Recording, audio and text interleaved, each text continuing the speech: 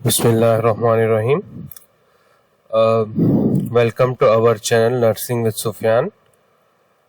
जैसे कि बायोस्टैटिक का फर्स्ट यूनिट हमने पढ़ा था, जिसके अंदर हमने इंट्रोडक्शन ऑफ बायोस्टैटिक पढ़ा, स्टैटिक्स पढ़ी, बायोस्टैटिक्स पढ़ी, उसकी डेफिनेशन पढ़ी, डिफरेंशिएट पढ़ा था और वेरिएबल्स के टाइप पढ़े थे।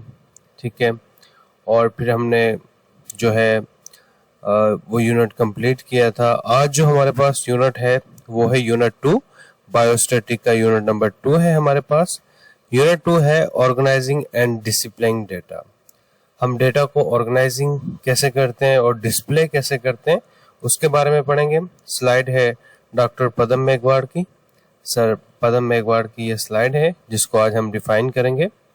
तो आप सबसे रिक्वेस्ट है कि जो भी चैनल पे नए हैं या पुराने हैं, आप जो है चैनल को लाइक करें, सब्सक्राइब करें, शेयर करें। ठीक है, आप लोगों की सपोर्ट की नीड है मुझे। तो यूनिट नंबर 2 आज हम स्टार्ट करने जा रहे हैं। अच्छा, तो कह रहा है व्हाट इज डेटा ऑर्गेनाइजेशन। हम पढ़ेंगे कि डेटा ऑर्गेनाइजेशन कैसे करते हैं। ठीक है, फर्स्ट कह रहा है कि data organization is the way to arrange the raw data in a understandable order.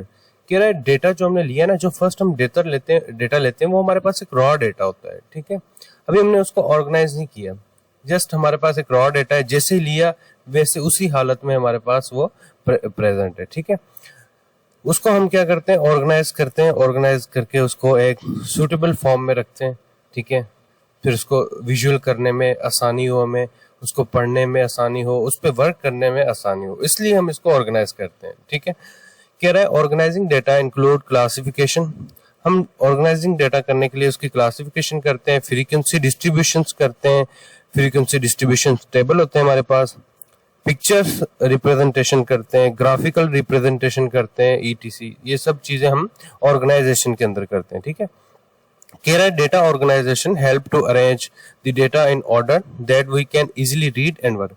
कहता है कि जो भी हम डेटा को ऑर्गेनाइजेशन करते हैं वो हमें हेल्प करता है। ठीक है, किसमें इजीली हम उसको रीड कर पाते हैं। ठीक है ना, और उस पर वर्क कर पाते हैं। ठीक है ना, उसके बाद कह रहा है it is difficult to work और डू एनी एनालिसिस और on raw data. Raw data होता है, ठीक है, उस पर हमें वर्क करना मुश्किल होता है, उसको एनालाइज करना मुश्किल होता है, इसलिए हम क्या करते हैं, hence we need to organize the data in to represent them in a proper way. इसलिए हम उसको एक ऑर्गेनाइज करते हैं एक प्रॉपर वे में, ताकि हमें उसको रीड करने में, उस पर काम करने में आसानी हो। ठीक है, उसके बाद कह रहे हैं व्हाट इज रॉ डेटा। हम बार बार पीछे पढ़ रहे हैं कि raw data raw data raw data क्या है। कह रहा है raw data refer to original unprocessed and unrecognized information collected directly from a source. कह रहा है रॉ डेटा हमारे पास एक ओरिजिनल डेटा होता है, जो हमारे पास सर्वेयर होता है, उसने डेटा लिया जाके, उसको अभी तक ऑर्गेनाइज नहीं किया, वो उसके पास क्या है, एक रॉ डेटा है, अनप्रोसेस है, प्रोसेस नहीं हुआ, अनरिकॉग्नाइज्ड इंफॉर्मेशन है जो डायरेक्टली कलेक्ट की गई है। ठीक है ना, अभी तक उसको ऑर्गेनाइजेशन तरतीब करके हमने नहीं रखा।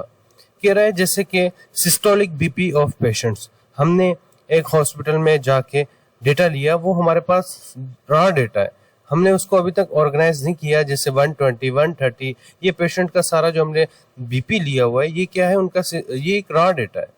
ये कहता है ये डायरेक्टली रिकॉर्डेड फ्रॉम पेशेंट्स, ये डायरेक्टली रिकॉर्डेड करते हैं पेशेंट्स हैं, not yet arrange into classes, इसको अभी तक हमने क्लासेस के अंदर भी अरेंज नहीं किया।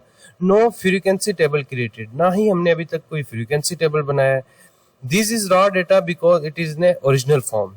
ये रॉ डेटा है क्योंकि ये अभी तक ओरिजिनल फॉर्म में है, हमने इसको अभी तक तरतीब नहीं दिया, इसको अभी तक टेबुलेशन नहीं की, तो ये हमारे पास क्या होता है, ये ऐसा डेटा, ठीक है, ये ऐसा डेटा हमारे पास रॉ डेटा होता है। ठीक है, उसके बाद कह रहा है मेथड ऑफ डेटा प्रेजेंटेशन। कह रहा है कि डेटा को प्रेजेंटेशन करने के कितने मेथड हैं या कौन कौन से मेथड्स अप्लाई होते हैं। कह रहा है the presentation of data is broadly classified into the following 2 categories. Data को प्रेजेंटेशन करने के लिए ब्रॉडली हम 2 क्लासिफिकेशंस यूज करते हैं, 2 कैटेगरीज हम यूज करते हैं। एक होता है टेबुलर प्रेजेंटेशन, दूसरा होता है डायग्रामेटिक एंड ग्राफिक प्रेजेंटेशन। ठीक है ना। डायग्राम या ग्राफिकली हम उसकी प्रेजेंटेशन करते हैं। ये दो मेथड हम अप्लाई करते हैं। फर्स्ट कह रहा है टेबुलर प्रेजेंटेशन। अब टेबुलर प्रेजेंटेशन क्या होता है? Tabulation may be defined as the systemic presentation of data with the help to statistical table having a number of rows and column। ये कह रहा है टेबुलेशन को डिफाइन किया एक सिस्टमिक प्रेजेंटेशन होती है डेटा की, जो हेल्प करती है स्टैटिकल डेटा को हम नंबर्स जो होते हैं हमारे पास उनको रोज या कॉलम्स के अंदर प्रेजेंट करते हैं। In statistics, the most commonly used table is frequency distribution table। कह रहा है हमारे पास जो स्टैटिक्स में मोस्ट कॉमनली जो टेबल्स यूज होते हैं वो फ्रीक्वेंसी डिस्ट्रीब्यूशन टेबल होते हैं, ठीक है। उसके बाद कह रहा है व्हाट इज फ्रीक्वेंसी। आपको पता होना चाहिए कि फ्रीक्वेंसी क्या है। कह रहा है frequency is the number of time particular value occur in the data set. कह रहा है कि एक डेटा सेट के अंदर आपके पास कोई वैल्यू बार बार आ रही है, ठीक है ना, तो हम उसको क्या कहेंगे? फ्रीक्वेंसी। फॉर एग्जांपल हम एक डेटा लेते हैं, एक जो है क्लास से डेटा लेते हैं कि भाई 5 स्टूडेंट्स का हम जो है वो उनका कोई डेटा ले रहे हैं। फॉर एग्जांपल एक स्टूडेंट का हमें नंबर 1 मिलता है, दूसरे का स्टूडेंट का भी नंबर 1 मिलता है, तो तीसरे का नंबर 2, चौथे का नंबर 3, पांचवें का नंबर 4। तो एक जो है वो हमें कितने, हम डेटा के अंदर देखेंगे कि कौन सी वैल्यू जो है वो बार बार आ रही है। अगर बार बार जो वैल्यू आ रही है उसको हम कहेंगे कि ये फ्रीक्वेंसी है। डेटा सेट में हम फ्रीक्वेंसी को देखेंगे कि कितनी बार कोई चीज हुई है। It tell us how many times something appears. ये हमें ये बताती है कि कोई चीज कितनी दफा हुई है या कितनी दफा अपीयर हुई है। What is frequency distribution. Frequency distribution क्या होती है? such an arrangement of data by classes together with their corresponding classes frequency is called frequency distribution or frequency table।